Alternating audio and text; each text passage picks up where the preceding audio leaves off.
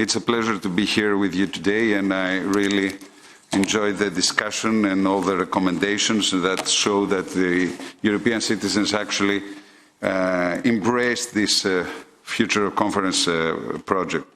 Well, let me say two things that I would like also to highlight and also to bring to your attention, complementary to the recommendations that you have already done. And the first thing is what it has to do overall with what we call the blue economy.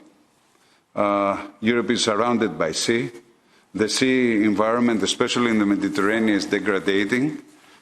Fishing is and overfishing and pollution in the marine environment is creating huge problems to the coastal economies and citizens. More than 200 million of our citizens are living on the coast of the European Union, and especially in the Mediterranean, a lot of our economies are people relying on a good sea state environment. So I would like to draw the attention to that.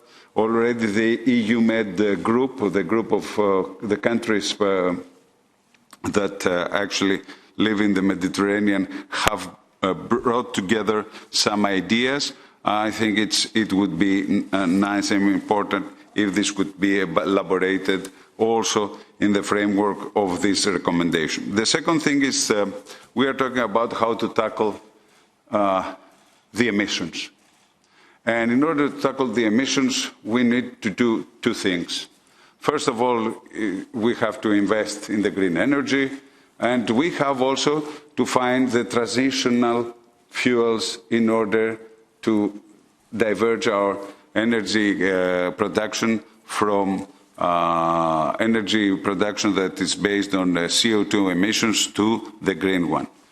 In order to do so, we need either gas, and this should be provided by multiple resources and not only to rely to existing resources coming from Russia or the North Sea. We should also explore the possibilities of bringing in from the Mediterranean and the reserves that there are in the Mediterranean, the newly found reserves in Israel, in Egypt, in Cyprus. And the second is how we are going to connect our electrical systems in order to bring cheap energy that may be produced in Africa from solar power. And it's important to highlight the importance of new projects, of new ways of importing energy into Europe, green energy, sustainable energy that actually will not harm the planet, but also will not make Europe depending on a single source of energy resources. With these two ideas, I thank you for giving me the floor, and tomorrow I'm ready to follow the debate in the plenary.